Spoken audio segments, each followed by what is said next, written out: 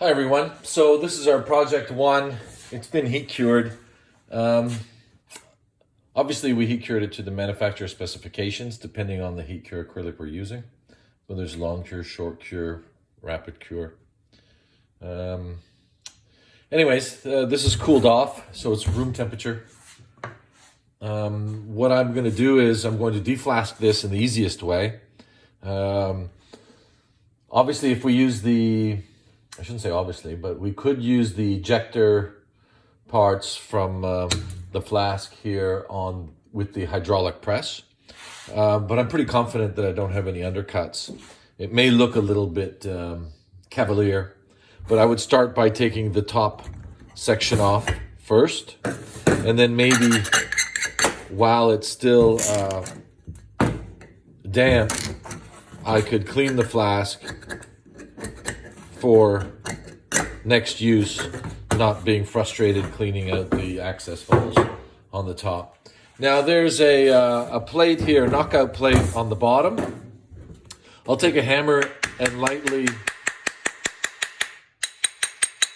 tease off the bottom section and then clean this part of the flask too. As you can see, it came out pretty clean. And then I'm going to turn it upside down. As you can see, it's tapered, and I want to knock the denture out from the top down. Gently though. I'll just gently ease out the top, and then you can see I can clean the flask. You can see it's tapered, so there's only one way it can come out. If your flask, let's say, is a knockoff type flask, meaning not name brand, or even if it isn't, if it's not tapered here, it'll catch, so you could do some reduction of the flask here to ensure that it is tapered. This one's pretty good. It came out pretty smooth. Now I have 3 layers here, the first layer, the second layer, and the third layer with paper. As you can see, I don't need much to take that off with my thumb.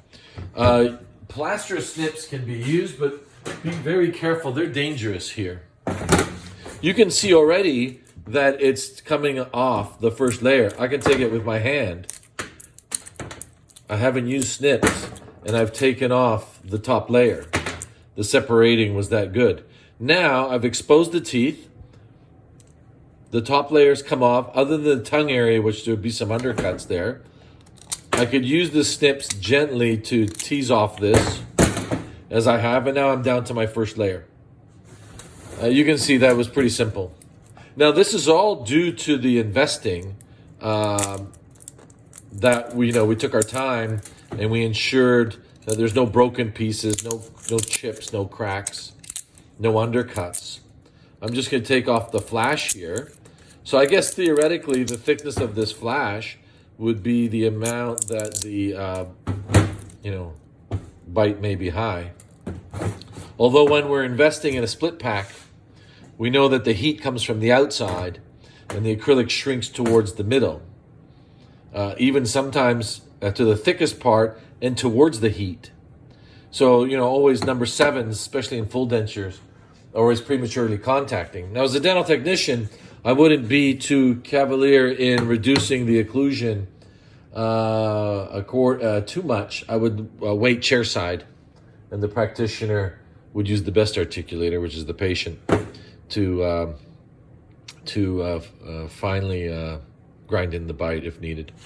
Okay, so now let's get back to this bottom half here. I guess I'm going to leave the snips aside, and I'm just not going to smash it with the hammer anywhere. I'm going to hold it in such a way that I'm hitting the heel, which will break off towards the anterior. And you can see that the heel broke off towards the anterior. And now it looks a little bit crude by saying, wow, the guy's smashing the denture. But it is calculated where I'm holding it, knocking off from the heel towards the midline. And you can see that came off. That came off. I can use the snips now to take the anterior section off. I could probably use my hands to take the base off. And you can see my key areas have turned out really clean here to remount the case. Now, before taking it off the model, I want to remount it and do any minor equilibration.